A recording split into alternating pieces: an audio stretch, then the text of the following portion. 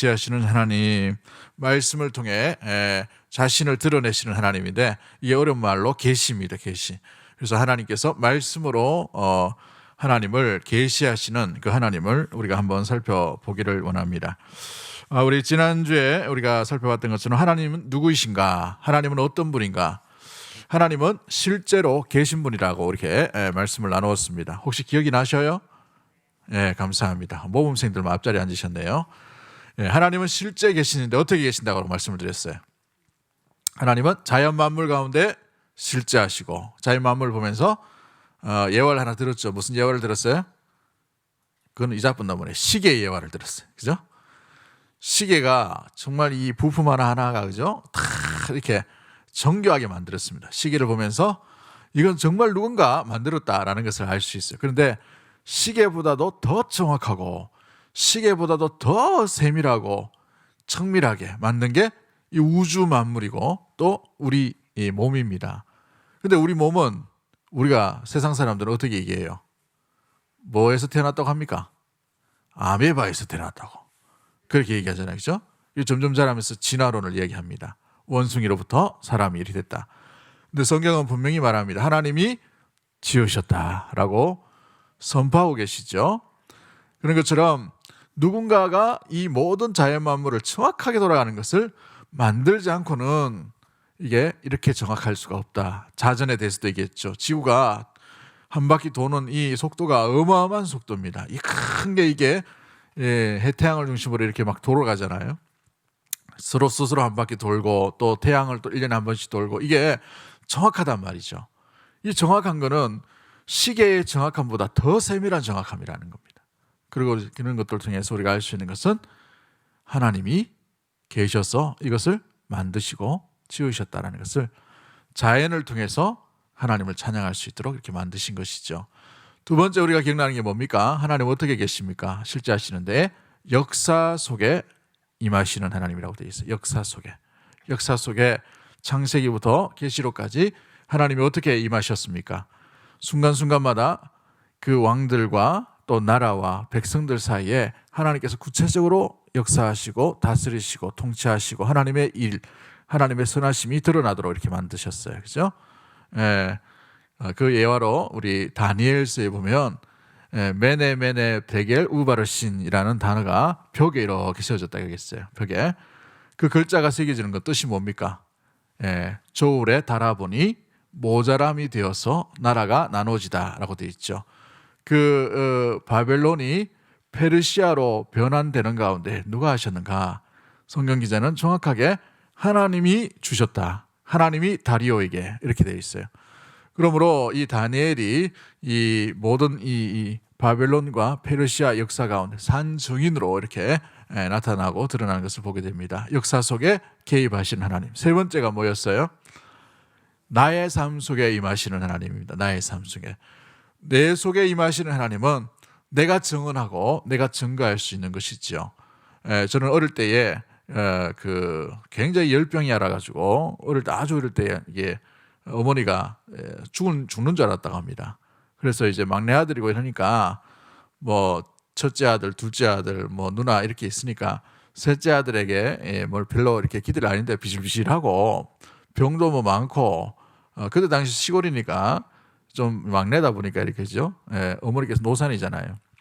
그러면 이 아이가 뭐 열 중에 몇은 죽는다고 했는데 그런가 싶어가지고 뭐 치료하는 병원도 별로 없고 이래가지고 이렇게 두었는데 도저히 이렇게 애가 시름시름 앓는 게 너무 안타까워가지고 목사님이 찾아오셨어요. 목사님이 찾아오셨는데 그 목사님이 아주 어릴 때입니다만 어렴풋이 저도 기억이 납니다. 어떻게 기억하냐면 흰 도포를 입으시고 목사님이 쏙 오셔가지고 머리에 이렇게 손을 얹으셨어요. 뭐 지금 그러면 안수기도를 해주시는데 안수기도를 톡 하시더니만 정확한 말은 우리 어머니를 통해서 들었지만 뭐라고 얘기했냐면 내일 교회에 옵니다 라고 그냥 갚으시더래요. 기도 또 하고 오시고 난 뒤에. 근데 어머니가 그 이야기를 듣고 무슨 병원에서 죽는다 했는데 무슨 의사가 뭐 한의사도 있었고 또 뭐 의원이 있었잖아요. 의원이. 그래서 뭐 도저히 안 나으니까 했는데 진짜 다음날 벌떡 일어나가지고 제가 막 다른 박질 해가지고 교회에 올라가더랍니다. 그래가지고 자랐습니다. 하여튼 그래가지고 아직도 생각나는 게 하나님 그러면 그 목사님이 생각나요. 흰 도포 입고 이렇게 인자하신 얼굴로 이렇게 손 얹으시고 난 뒤에 야 내일 교회 옵니다 하고 이제 가보신. 그래서 이제 뭐 했던 그런 모습이죠. 제 삶 속에서는 제가 증거하고 제가 만난 하나님이고 제가 경험했던 하나님이기 때문에 제 목소리로 하나님을 증거할 수 있게 됐지요. 마지막 네 번째 방법이 뭐라고 되어 있습니까? 무엇을 통해서? 성경 말씀을 통해서 우리 하나님을 알 수 있다는 것이죠. 성경 말씀을 읽다 보면 성경의 주인공이신 하나님이 드러나게 되어 있습니다. 성경을 읽다 보면 그 하나님께서 우리를 구원하시기 위해 아들 예수 그리스도를 이 땅 가운데 보내주심을 우리는 말씀을 통해서 만나게 되는 겁니다. 그죠? 말씀을 통해서 우리 예수님을 만나게 되고 말씀을 통해서 구원함에 이르게 되는 놀라운 일들을 경험하게 되는 것이죠. 그러므로 우리 하나님은 실제 살아계시고 역사하시고 다스리시고 우리와 함께 하시고 말씀하시는 하나님인 줄 믿습니다. 자, 그렇다면 우리가 두 번째 시간으로 하나님은 어떤 분인가? 말씀하시는 하나님이에요. 말씀하시는 하나님. 가만히 계시는 하나님이 아니라 계속해서 말씀하시는 하나님으로 우리는 살펴봐야 됩니다. 계시하시는 분이다라고 되어 있죠. 시편 19편 1절부터 4절까지 말씀 한번 보도록 합니다. 시편 19편 1절부터 4절. 우리 원래 본문이죠. 한번 띄워주실까요? 네. 여기 본문을 보시면 뭐라고 되어 있습니까? 이 본문을 보시면 하늘이 하나님의 영광을 어떻게 한다고 했어요? 선포하고 라고 되어 있죠. 선포라는 단어에 밑줄을 끊어 보십시오. 궁창이 그의 손으로 하신 일을 어떻게 한다? 나타내는도다. 날은 날에게 뭐하고? 말하고. 밑줄을 끊어 보십시오. 다음에 밤은 밤에게 지식을 어떻게 한다고요? 전하니 라고 되어 있죠. 자, 그럼 3절이 참 중요합니다. 3절의 말씀이 뭐라고 되어 있어요? 언어도 없고 말씀도 없으며 들리는 소리도 없으나 마지막 4절요. 그의 소리가 누구입니까? 하나님의 소리입니다. 하나님의 소리. 하나님의 소리는 온 땅에 어떻게 됐어요? 통하고, 그죠? 또 말씀이 땅 끝까지 이르렀더라 이렇게 되어 있어요. 통하고 이르렀더라. 여기에 나타난 말에 대한 말씀에 대한 단어 또 문장이 얼마나 많이 나옵니까? 이 짧은 구절에 하나님이 어떻게 계시는가를 분명히 나타내주고 보여주고 있죠. 하나님은 자연 만물을 통해 하나님의 살아계심을 나타내고 드러내고 계속해서 속삭이시고 말씀하고 계신 하나님이라는 사실입니다. 자, 한번 보십시오. 오늘 본문에 나타내는도다 라고 되어 있어요. 나타내는도다. 어디 있나요? 1절 말씀에 하늘이 하나님의 하신 일을 나타내고 있다라고 되어 있어요. 하나님께서 자연 만물 특히 하늘에 하나님의 하신 일을 뭐하고 있어요? 드러내고 있는 거예요. 드러내고. 하늘 보면서 하나님의 이 작품들을 우리가 추적할 수 있고 알 수 있는 것이죠. 자, 나타내다라는 말도 선언하다라는 말입니다. 선언하다, 나카드라는 단어를 쓰는데 알리고 있는 거예요. 누가 알리고 있습니까? 하나님이 지으신 자연 만물인 하늘이 막 선포하고 나타내고 있는 거예요.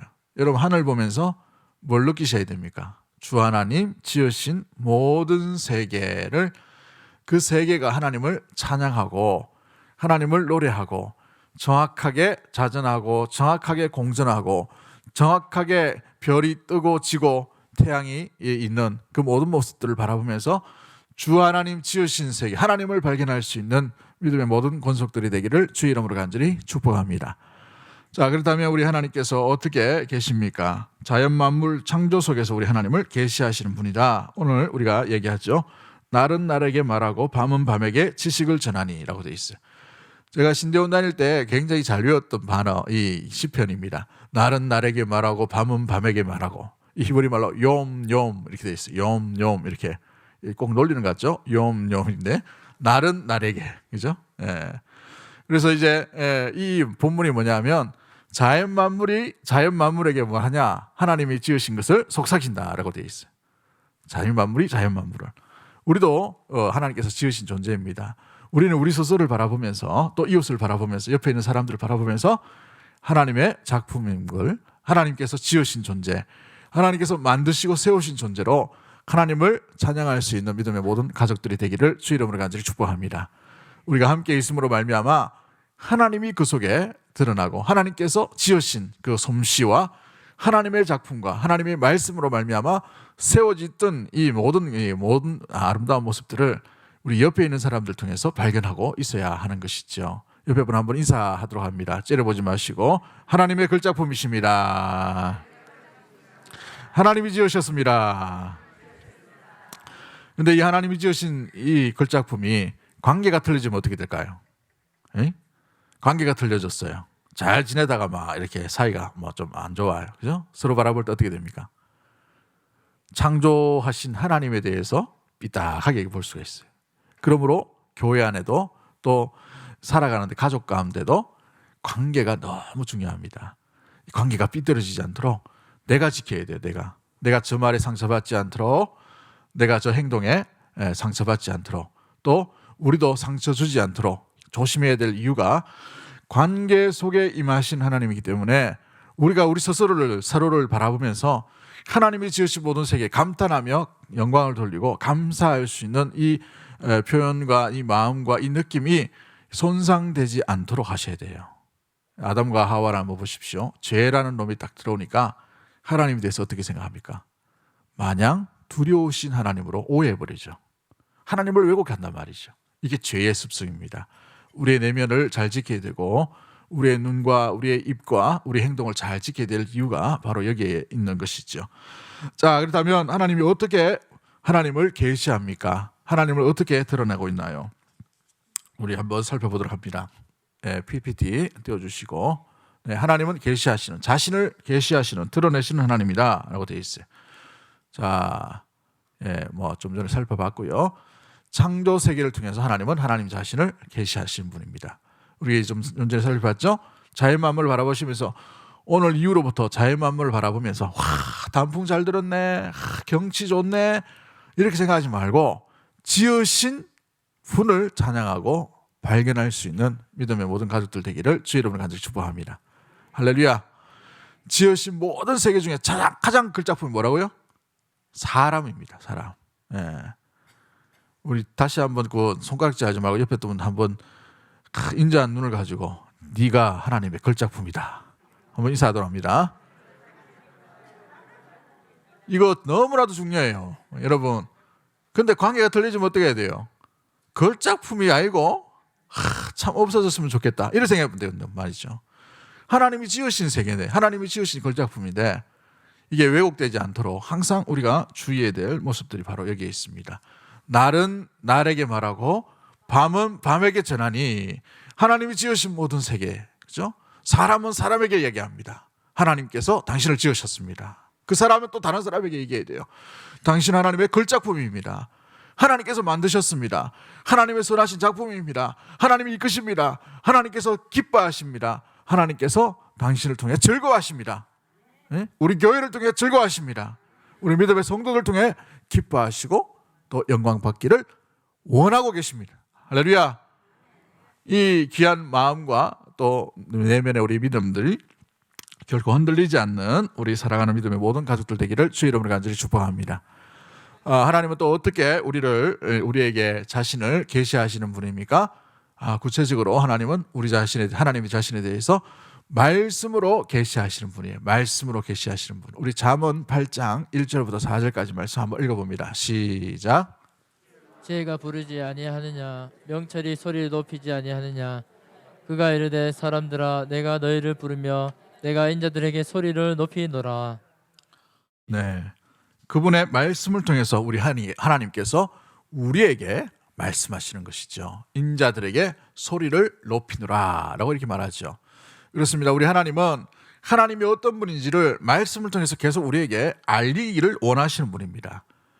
이 명제 중에 가장 중요한 명제가 뭐냐면, 우리는 하나님이 하나님 자신을 계시해 주지 않으면 하나님을 결코 알 수가 없다는 거예요.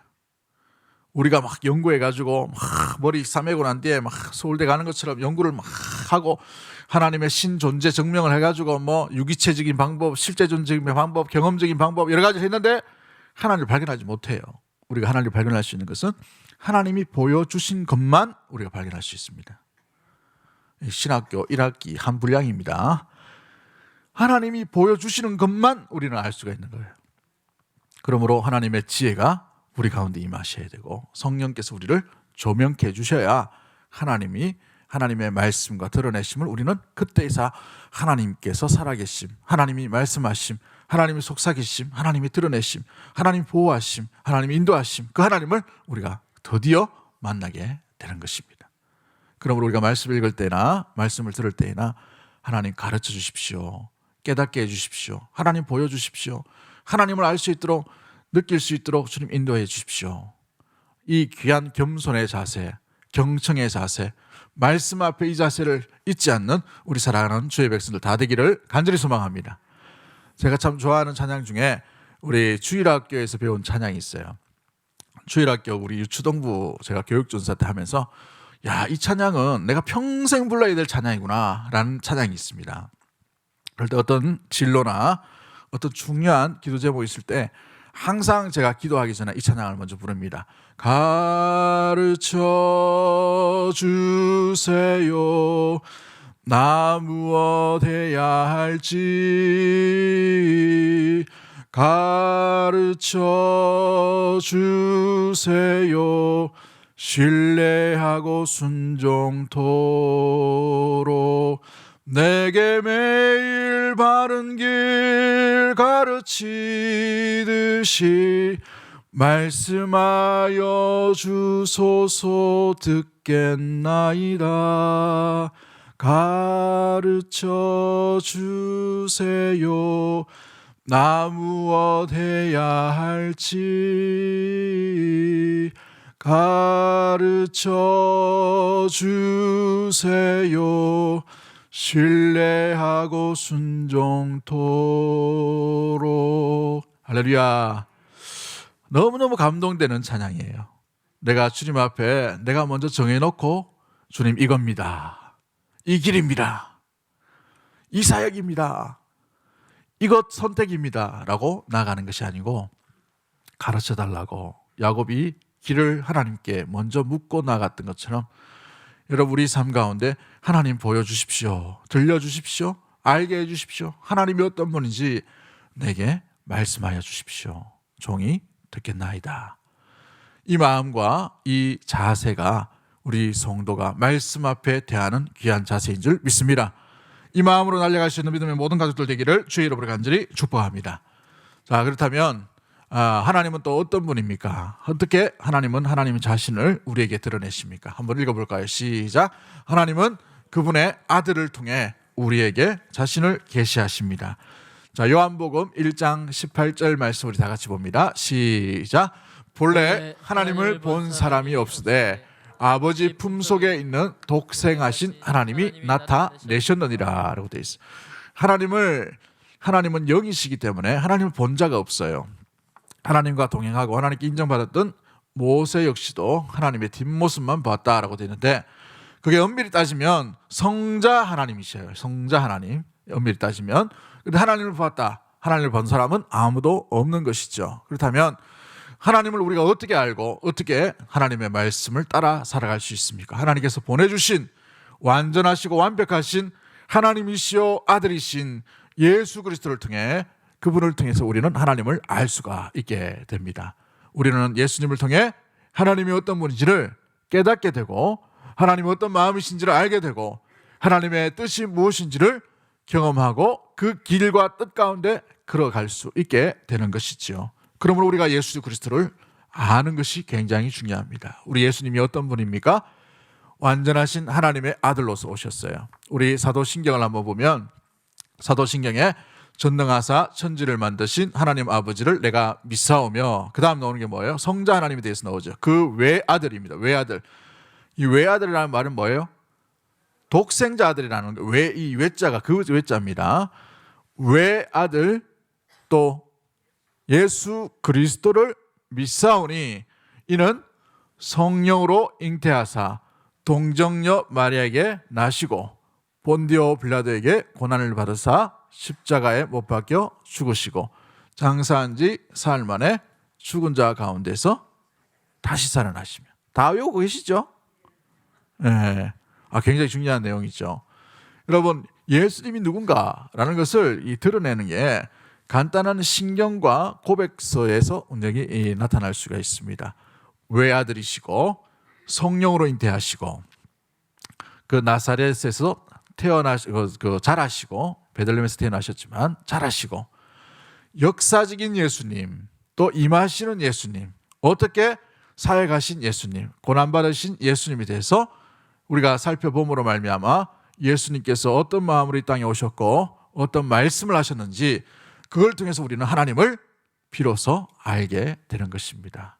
완전하신 예수님을 통해서 우리는 완전하신 하나님을 알 수 있게 되는 것이죠. 한번 따라하겠습니다. 완전하신 예수님을 통해 우리는 완전하신 하나님을 압니다. 할렐루야. 그 완전하신 예수님을 우리가 더 깊이 날마다 묵상하고 간직해야 될 이유가 바로 여기에 있는 것입니다. 우리 예수님은 하나님의 계시가 뭔지 아버지의 뜻을 이루려 오셨다라고 우리에게 말씀하십니다. 1잼 1억이라도 말씀하지 않으면 내가 말하지 않겠노라 라고 말씀하시고 율법의 모든 요구들을 완성하시고 완벽하게 이루신 분이 우리 주 예수 그리스도이시죠. 그렇습니다. 우리 예수님 성육신으로 이 땅 가운데 오신 그 예수 그리스도를 통해서 우리는 알 수 있게 됩니다. 누구를요? 하나님을 알게 되는 것이죠. 그렇습니다. 우리는 세 가지를 통해서 우리 하나님이 말씀하신 것을 더욱더 알게 됩니다. 자연 만물을 통해서 하나님을 알 수 있는 것이고 하나님께서 직접 말씀을 통해서 속삭이심, 말씀을 통해서 우리는 하나님을 알 수가 있는 것이고 마지막으로 누구를 통해서 알 수 있습니까? 예수 그리스도를 통해서 하나님을 알 수가 있게 되는 것이죠. 그러므로 날마다 우리가 하나님 말씀하시는 그 하나님을 우리가 간직하고 또 붙들고 또 그 말씀을 이해하고 말씀대로 살아가고 말씀 가운데 거하는 살아가는 주의 백성들 다 되기를 간절히 소망합니다. 말씀하시는 하나님이에요. 그렇죠? 말씀으로 우리에게 인도하기를 원하시는 그 하나님입니다. 그러므로 믿음의 성도들은 사람이 떡으로만 사는 것이 아니라 하나님의 입술에서 나오는 말씀으로 말미암으리라. 이 말씀으로 영혼이 살찌워지는, 영혼이 풍성함 가운데에 주의 약속의 말씀의 꼴을 먹고 살아가야 한다는 사실이시죠. 그 귀한 믿음의 자리에 사마음으로 달려갈 수 있게 되기를 간절히 소망합니다. 자, 그렇다면 우리 세 번째로 우리 하나님은 어떤 분인가? 하나님은 실제 하시는 하나님. 두 번째 하나님은 계시는 하나님. 계셔서 말씀으로 계시하시는 하나님이라고 살펴보았습니다. 그렇다면 하나님은 또 어떤 분인가? 우리가 하나님을 어떻게 이해해야 되는가? 마지막 세 번째로 우리가 알 수 있는 것은 하나님은 어떤 분이에요? 관계적인 분이다라고 되어 있어요. 관계적인 하나님. 여러분 이방신을 한번 보십시오. 이방신들, 힌두교나 불교나 또 모슬렘이나 여러 신들을 한번 보세요. 그 신들은 대부분 엄격한 신입니다. 엄격한 신의 특징이 뭔지 아십니까? 관계를 하지 않아요. 관계를. 그죠? 부처가 와가지고 막 이렇게 도와줬다. 이런 건 잘 없어요. 대부분이 보면. 근데 우리 하나님은 특징이 노아에게 말씀하시는 하나님, 아담에게 속삭이시는 하나님. 그죠? 심지어 범죄했던 이 롯과 또 추방된 아들 가인에게도 말씀하시는 하나님이에요. 그러므로 하나님은 관계하시는 하나님이죠. 관계하시는 하나님. 세상 사람들은 하나님을 접근 불가능한 분으로 생각하지만 하나님은 어떤 분이라고요? 관계하시는 하나님입니다. 다가오시는 하나님, 사귀기를 원하시는 하나님, 말씀하시는 하나님인 것이죠. 그러므로 이 관계 속에서는 하나님과의 친밀한 관계가, 친밀함의 어떤 특징들이 담겨져 있는 것이 바로 이 관계하시는 하나님이다라는 것을 이야기합니다. 성경은 처음부터 끝까지 관계에 굉장히 소중히 여기시는 우리 하나님에 대해서 설명하고 나타내주고 있어요. 창세기부터 시작해서 다윗도 선지자들도 찾아오셔서 돌아오기를 요청하시는 하나님, 찾아가시는 하나님, 또 그것이 답답해서 그 아들 예수 그리스도를 이 땅에 보내시는 하나님, 그 예수님과 함께함으로 말미암아 구원이 뭔지, 또 하나님의 나라가 뭔지, 하나님의 뜻이 무엇인지를 알도록 속삭이시고 보여주시고 들려주시는 관계하시는 그 하나님이라는 사실입니다. 그러므로 이 관계하시는 하나님 앞에 우리가 취해야 될 태도가 뭡니까? 더 친밀함으로 하나님께 다가가야 된다는 것이죠. 우리 수요 예배 때 우리 2층에서 좀 잠깐 설명을 드렸지만 이 베드로가 예수님을 이 잡히신 예수님 가운데 어떻게 쫓아갑니까? 멀찍이 해가지고, 그죠? 멀찍이 해가지고, 멀찍이 서서 따라갑니다. 멀찍이. 그만큼 친근하고 3년 동안 친밀하게 예수님을 쫓았던 베드로였는데 예수님이 포박당하고 대제사장들의 신복에게 끌려가니까 다른 제자들은 다 뿔뿔이 흩어지고 마지막 남은 이 베드로가 예수님을 안 쫓아가려고 하니까 좀 양심이 찔리고 또 끝은 봐야 되겠고 이래서 어떻게 해요? 멀찍이 서서 따라갑니다. 멀찍이. 이건 이 베드로의 영적인 상태를 보여주고 있는 것이지요. 예수님과의 친밀한 관계에서 예수님 숨소리까지 듣고 예수님의 호흡하는 이야기까지 다 들으는 그런 관계에 있었지만 이제는 예수님께서 잡히실 때에 멀찍이 서서 따라오는 예수님의 마음과 뜻과는 전혀 상관하지 않는 그런 자세로 쫓아가고 있는 베드로의 모습들이 담겨져 있습니다. 사랑하는 성도 여러분, 우리 하나님은 관계하시기 위해 찾아오시는 하나님이에요. 그래서 하나님의 이름이 뭐예요? 임마누엘의 하나님입니다. 임마누엘 하나님. 뜻이 뭡니까? 우리와 함께 하시는 하나님이죠. 자기 백성을 친히 돌보시는 하나님이 임마누엘의 하나님이신 것입니다. 그러므로 우리 하나님께서 우리에게 찾아오시고 긴밀하게 관계를 맺기를 원하시는, 말씀하시고 교제하기를 원하시고 사귀기를 원하시고 함께하기를 원하시고 같이 동행하기를 원하시고 에녹처럼 함께 길을 갖기를 원하시는 그 하나님 앞에 날마다 주와 함께 더 가까이 갈 수 있는 사랑하는 주의 백성들 다 되기를 주의 이름으로 간절히 축복합니다. 할렐루야. 가까이 하시는 하나님이에요. 그런데 사람들은 오해합니다. 하나님은 멀찍이 계시는 분이다. 멀찍이 계시는 분.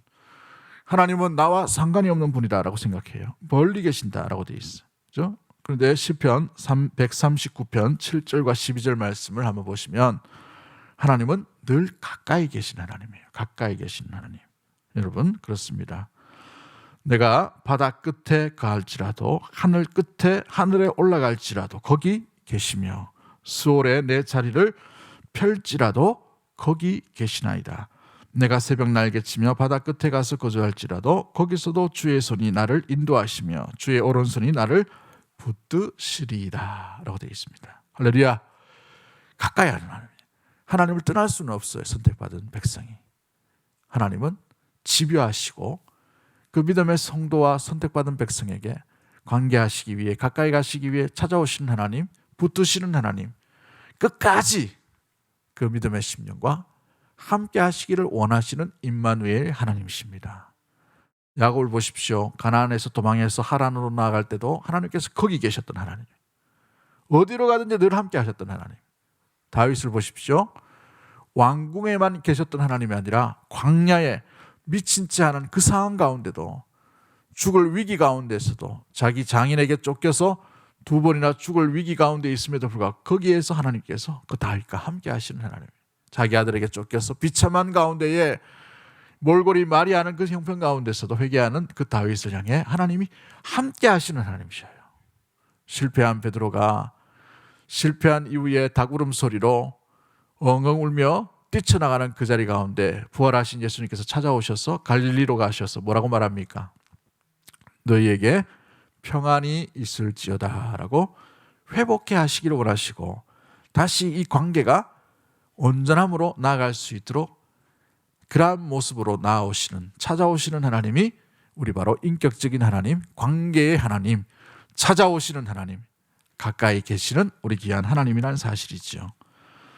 우리 또 다른 사람들이 일반적으로 생각할 때에 하나님에 대해서 어떻게 생각하냐면 하나님은 멀리 계셔서 우리 행동을 지켜보시기만 하는 하나님이다 라고 생각합니다. 우리의 세부적인 상황들, 세부적인 일 가운데에서는 돌아보지 아니하시고 여러 가지 외면하시는 하나님이다 라고 생각할 수 있어요. 그런데 마태복음 6장 25절부터 30절 말씀해 보시면 여러분 그 말씀 가운데에 우리 하나님은 세밀하게 함께 하시는 하나님입니다. 좀 길기 때문에 읽지는 않겠습니다만은 내일 아궁이에 던지는 들풀도 하나님이 이렇게 입히시거늘 하물며 너희일까 보냐라고 되어 있어요. 너희일까 보냐. 하나님 우리 삶 속에서도 깊이 개입하여 주시고 우리를 외면하는 것이 아니라 친밀한 가운데 우리를 돌보시는 하나님인 줄 믿으시길 바랍니다. 할렐루야. 때로 우리가 일하거나 또 어떤 사회 가운데 나갈 때에 하나님 어디 계시는가? 이때 좀 안 나타나시고 요 타이밍에 하나님이 나타나셔야 되는데 하나님이 안 계시는 것처럼 보이고 하나님의 부재, 여러분 말로 부재라고 얘기합니다.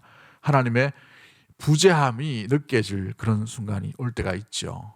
그런데 보고 계시고 지켜주시고 함께 하시고 또 우리 가운데 그 일을 은밀한 중에 이루어 가시는 그 하나님이 바로 우리가 믿는 신실하신 하나님인 줄 믿습니다. 여러분 요즘 새벽에 우리 다니엘서를 보죠. 느부갓네살이 꿈을 꿉니다. 2번에 걸쳐서 꿈을 꿉니다.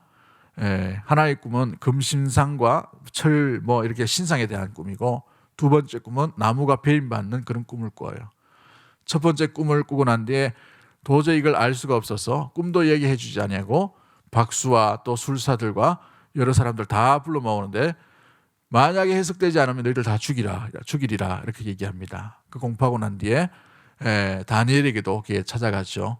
다니엘이 뭐라고 말합니까? 왕의 명령이 왜 이리 급한가? 라고 얘기하면서 이 은밀한 일은 은밀한 중에 계시는 하늘의 하나님께서 하실 것이다 라고 되어 있어요. 은밀한 중에 하나님이 일하고 계시는 거예요. 하나님이 일하고 있다니까. 그죠? 여러분 답답한 상황 가운데 하나님조차 잃어버리지 않게 되기를 주의 이름으로 간절히 축복합니다. 주 모습 내 눈에 안 보이고 주 음성 내 귀에 안 들려도 거기 계시고 말씀하시는 하나님이 우리가 믿는 약속의 하나님인 줄 믿습니다. 그 하나님을 날마다 붙들 수 있는 믿음의 모든 가족들 되기를 주의 이름으로 간절히 축복합니다. 죄 짓는 사람들을 벌하기를 좋아하시는 공의의 하나님이라고 우리는 생각할 수 있습니다만은 하나님의 목적은 벌이 아니라 용서와 화해와 회복입니다. 우리 하나님을 오해하지 않게 되기를 원합니다. 공의의 하나님이시지만 공의 가운데에 공의를 선포하시지만 그 공의 속에 긍휼함을 잊지 않는 분이 우리가 믿는 신실하신 하나님이신 것이지요. 한 영혼이 주께 끝까지 돌아오기까지 기다리고 또 기다리고 기다리시는 하나님이십니다. 우리 요한복음 3장 17절 말씀 우리 한번 읽어볼까요? 시작. 하나님이 그 아들을 세상에 보내신 것은 그로 말미암아 세상이 구원을 받게 하려 하심이라. 뭐 하기 위해서요? 구원을 받기 위해서 하나님께서 그 아들을 보내주셨습니다.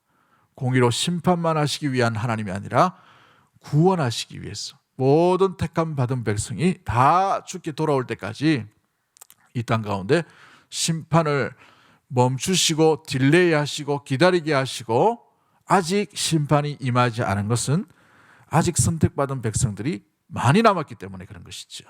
그 백성들이 다 죽게 돌아오기까지 주님의 긍휼과 자비하심이 계속해서 아름답게 임하고 있다는 사실입니다. 또 어떤 이들은 하나님에 대해서 오해합니다. 하나님은 세상의 악을 해결할 수 없거나 제가 넘길까요? 있네. 해결할 수 없거나 관심이 없으신 하나님이다. 이게 뭐냐면 세상이 너무 악하죠. 요즘 뉴스를 보면은 조두순 출두한다고 출순지 모르겠네. 출소한다고 그 지역이 난리가 났어요. 집값 떨어지고 그 지역은. 그래서 방범 카메라 막 달고 막 이랬어요. 근데 희한한 게 그 사람이 이사를 갔어. 딴 지역으로. 그러니까 CCTV 다 달고 난 뒤에 조두순이 이사를 가버리니까 또 그 지역 이사 간 지역이 어딘지 막 추적을 하고 막 난리가 났어요. 그런 사람을 왜 하나님 놔두시는가? 요즘 보니까 이상한 비디오 이렇게 영상을 해가지고 애들 청소년까지도 성적으로 착취를 해가지고 뭔지 모르겠네. 무슨 빈인데 하여튼 사람이 잔인해도 어떻게 그렇게 잔인한지 그 영상으로 사람을 죽이고 있는 그런 행위잖아요. 근데 그 친구가 40년을 받았는가 그렇습니다. 40년 맞죠? 40년을 받았대요. 얼마나 악합니까 세상이, 그죠? 최근에는 또 집값 목동이면요, 여러분 굉장히 비싼 지역입니다. 서울에서 목동이면 강남 다음에 비싼 지역이에요. 그 지역의 그 아파트 전세를 이제 매매로 바꿔야 되는데 그것 가지고 부인하고 싸우다가 부인을 죽여버렸어요. 본인도 자살해버리고. 세상이 왜 이렇게 악해지는가? 하나님은 어디 계시는가? 하나님은 왜 악을 이렇게 외면하시는가? 이 이야기가 나온 게 2차 세계대전이 끝나고 난 뒤에 이런 회의론과 허무주의가 많이 일어나게 되었어요. 그로 말미암아 실존주의라는 철학이 일어나게 됐지만, 아무튼 이 사람이 얼마나 잔인한지 나치가 유대인을 600만이나 넘게 죽이죠. 그런데 그 600만 되지만 실제로는 더 많이 있어요. 집시 이런 족들은 민족이 없기 때문에 아예 죽여야 된다 해가지고 고결한 아리안 전통을 지키기 위해서는 이 열등 민족은 다 숙청시켜야 된다라는 이런 생각을 가집니다. 그래서 유대인, 뭐 집시, 그다음에 뭐 혼혈족 이런 사람 다 잡아 죽이려고 해요. 그런 모습이죠. 특히 뭐 여러 가지 뭐 사회주의자들 뭐 여러 가지 또 섞여 있지만은, 근데 그 죽이는 방법이 너무 잔인해요. 너무 악독하단 말이죠. 사람이 이렇게 잔인할 수가 있는가? 하나님은 어디 계시는가? 그 유대인의 포로 수용소에 하나님은 살아계신다. 그러나 하나님은 너무 늦게 오신다. 라고 이렇게 벽에 글을 적어놨어요. 근데 그 글을 적어놨는데 그 글에다가 마지막에 적었던 사람이 그럼에도 불구하고 하나님은 살아계십니다. 라고 이렇게 적었어요. 여러분, 하나님은 이 악에 대해서 무엇보다도 해결할 수 없는 분이 아니라 기다리고 계셔요. 관심이 없는 분이 아니라 매우 세밀하게 관심을 가지시죠. 벨사살이라는 느부갓네살의 아들을 한번 보십시오.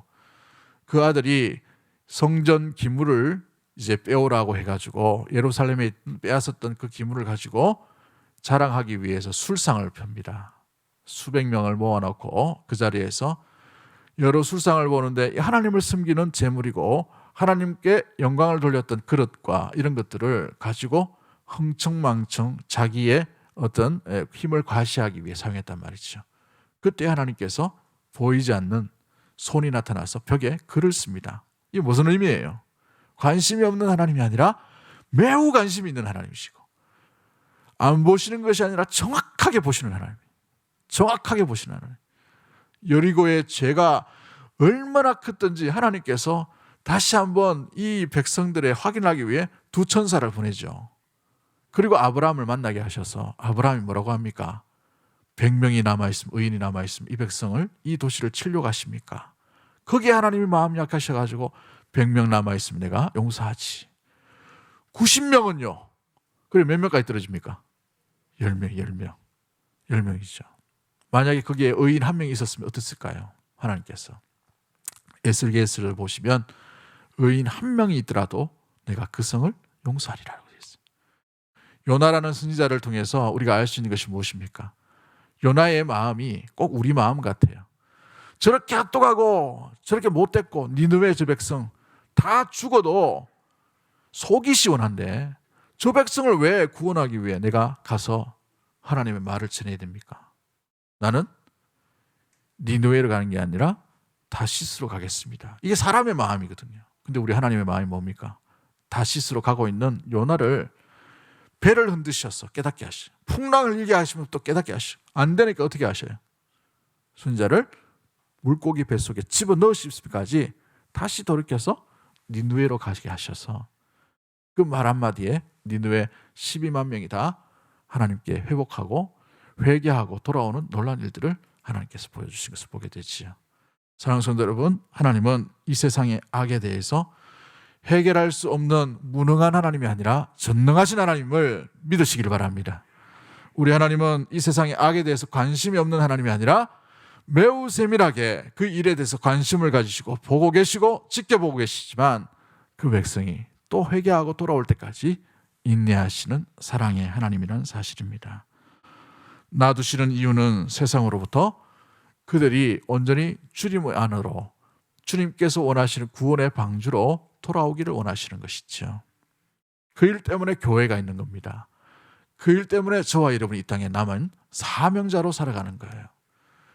우리가 월요일부터 만나는 모든 사람이 주께 택감받고 주께 돌아올 믿음의 심령으로 바라볼 수 있게 되기를 주의 이름으로 간절히 축복합니다. 저 사람도 주께 돌아와야 되는데, 어제 제 친구가 경찰관이 하나 있어요. 제가 여기 오니까 이제 어떻게 알고 또 전화도 오고 막 이렇게 했던데, 경찰이 빠르던데, 하여튼 뭐 외관에서 근무하다가 자기 어머니가 이제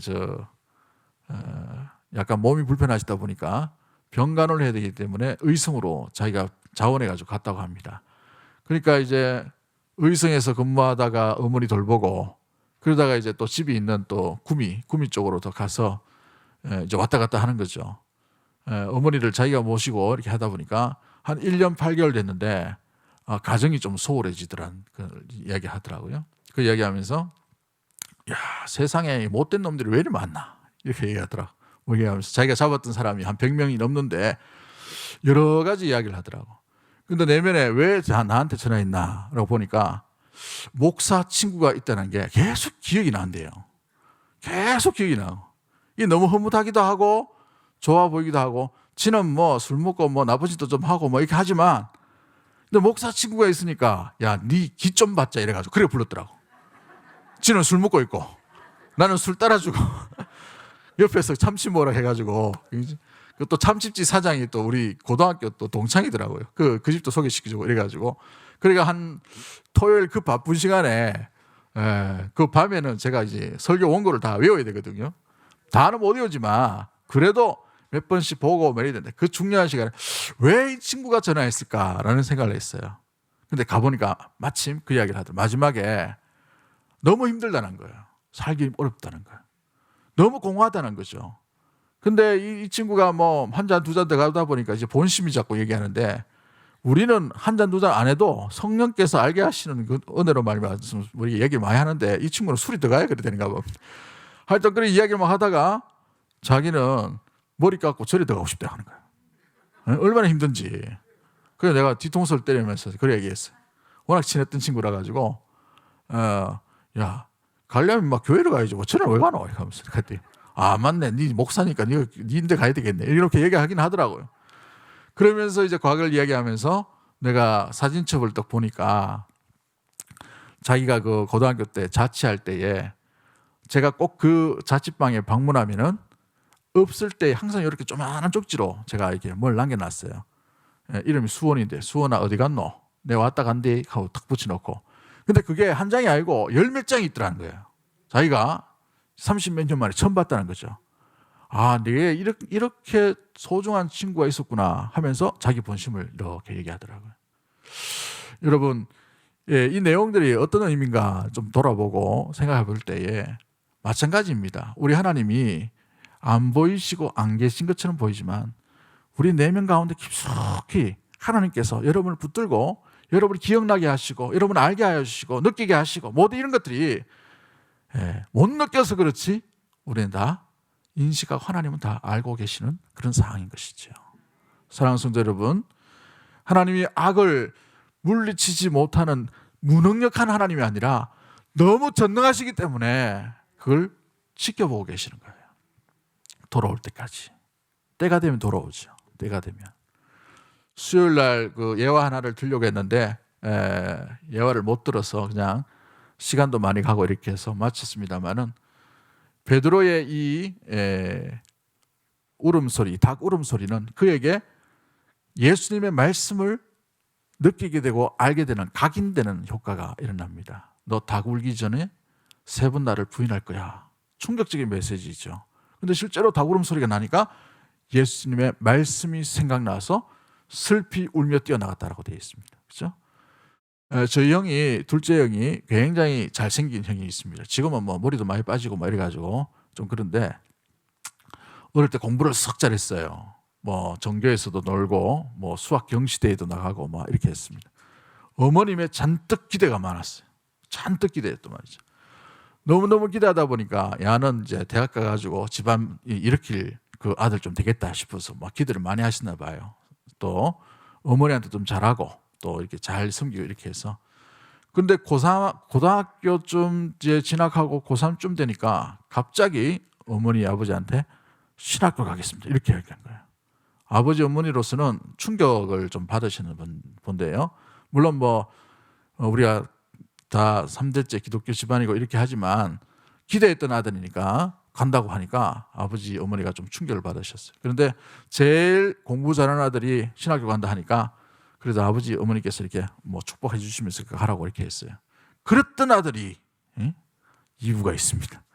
그랬던 아들이 시간이 너무 많이 갔는데 다음에 할까요? 괜찮겠어요? 오늘 뭐 어차피 뭐 끝나면 집에 가시잖아요, 그죠? 그랬던 아들이 군대를 갔는데 방위를 갔다 왔어요. 방위를 갔다 오니 너무 힘드는 거예요. 자인방위가 얼마나 힘든지 몰라요. 군사 맨날 훈련시키고 막 이랬는데 거기서 나쁜 짓을 다 배운 거예요. 나쁜 짓을. 그러다 보니까 이게 정상으로 돌아와야 되는데 못 돌아오는 거예요. 제대로 했는데도. 교회를 못 나와요. 교회 담벼락에서 담배 피고 술 먹고 술 취해가 들어오고 막. 이 완전히 그 아버지로서는 완전 충격받은, 어머니로서는 너무너무 속상해요. 그런데 그 세월이 10년이에요. 10년. 야, 30 될 때까지 그 짓을 하고 있다. 물론 직장을 가졌습니다만은 너무너무 속상하고 너무너무 가슴 아팠어요. 집안 아무도 공부 잘하지 뭘 했지 하니까 기대했던 아들한테 너무 실망해가지고 막 이렇게 했었어요. 근데 어느 날 10년이 되고 난 뒤에 누님이 형하고 이런저런 이야기 하다가 조그마한 방에 둘이 떡 들어가더니만 갑자기 막 울고불고 난리가 났어요. 그래가지고 좋아졌구나 싶으니까 보니까 10년 됐을 때에 누나가 툭 던진 말이 각성이 된 겁니다. 각성이. 그 던진 말이 뭐냐면 네가 하나님 앞에서 도망할 때가 있더냐. 이 한마디에 10년 동안 방황했던 게 다 무너져 버렸어요. 깨어진 거죠. 그리고 나한테 정신 차리고 그때부터 30살 돼가지고 대학교 다시 들어가가지고 공부를 하더라고. 영어를 합니다. 그러다 보니까 늦었다는 사실을 알고 영국 유학 갔어요. 영국 유학 가가지고 물론 돈도 많이 들었습니다. 하여튼 뭐 어렵게 뭐 했지만 그런데 영국 유학 가서 영국에서도 사역을 잘하고 또 신학교 그 일들을 유학생 사역도 하고 근데 9.11이 터지는 바람에 다시 이렇게 국내로 다시 들어와가지고 지금은 북한 선교 이쪽 사역을 하고 있습니다만은 목사는 안 됐어요. 목사는 안 됐지만 평신도로서 사역하는 게 낫겠다 해서 그렇게 합니다만은 아무튼 돌아오게 된 것은 각성케 하는 그 소리. 네가 하나님 앞에서 도망할 때가 있더냐. 여러분 하나님은 10년, 20년 그냥 지켜보시는 게 아니에요. 그 영혼이 그 10년이 돌아올 때까지 정확한 때, 정확한 시간을 보고 계시는 하나님이에요. 무능력한 하나님이 아닙니다. 모든 것을 다 하실 수 있는 하나님이에요. 그러나 그 심령이 스스로 깨어서 돌아오기를 원하시고 있다는 사실이죠. 달걀이 밖에서 깨면 여러분 깨져가지고 다 흩어져 버리죠. 생명이 없어요. 그런데 속에서 깨어나면 어떻게 됩니까? 병아리가 되고 닭이 되는 거예요. 우리 하나님께서 그걸 기뻐하시고 그걸 기다리고 있는 것이죠. 니네를 기다렸던 것처럼 또한 다윗을 기다렸던 것처럼 믿음의 성도에게도 그렇게 기다리고 있는 줄 믿습니다. 우리 이 한 주간 살아가면서 친밀하신 하나님, 멀리 계시는 하나님이 아니라 우리 가운데 가까이 계시는 하나님, 우리 가운데 말씀하시는 하나님, 우리 가운데 하나님 자신을 보여주시기를 원하시는 하나님, 그 말씀으로 말미암아 믿음의 백성이 혼탁한 세상 가운데 길을 잃지 아니하고 온전히 주님의 길, 주와 함께 동행하기를 기뻐하신 줄 알고 그 길로만 걸어가는 말씀과 함께 나아가는 사랑하는 주의 백성 다 되기를 주의 이름으로 간절히 축복합니다. 다음 주는 우리 하나님의 이름에 대해서 우리가 살펴보면서 하나님의 이름의 뜻이 뭔지를 알아보면서 우리가 하나님을 어떻게 우리가 간직하고 또 붙들고 나가야 될지를 우리 살펴보기를 원합니다. 기도합니다. 하나님 아버지 말씀을 통해 하나님 자신을 계시하시는 하나님